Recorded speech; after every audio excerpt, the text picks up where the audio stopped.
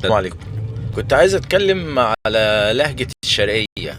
كل الناس فاضت واستفاضت وافتت في لهجة الشرقية. يا جماعة، الموضوع اختصار شديد.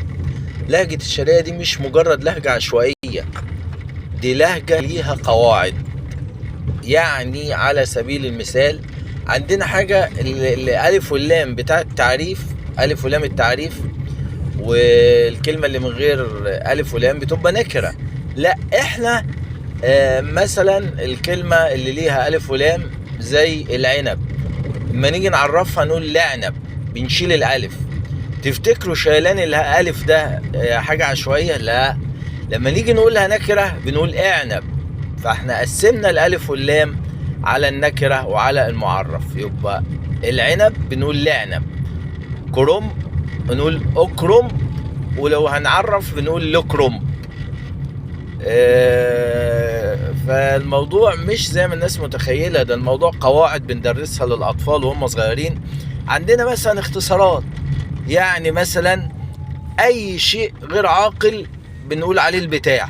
البتاع، مش البتاع حتى، البتاع. وأي شيء عاقل بنقول أبو دهو.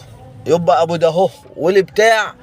ممكن لو واحد ما عندوش اي مفردات للكلام، ولا عنده ولا بيعرف يتكلم خالص، اي شيء غير عاقل يقول عليه ابو دهو ومدهو، للمؤنث والمذكر. والبتاع والبتاعه للاشياء الغير عاقله اللي هي المؤنث والمذكر. فاحنا عندنا قواعد، ومش بس كده، ده القواعد دي متقسمه ولها معاهد ولها اصول، وشيء متوارث وتراث بنحافظ عليه. يعني مثلا عندنا اللهجات برضو متوزعة توزيع جغرافي جوه المحافظة.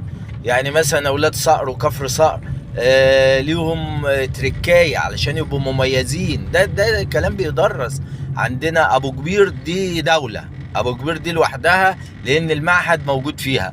فأصل اللهجة بتاعت الشرقية في أبو كبير، فلازم تكون هي مميزة عن كل المراكز. يعني مثلا المزلقان، المزلجان، حتى لو فاووس ودول قالوها كده، لا، ابو جول يقول مزلجان.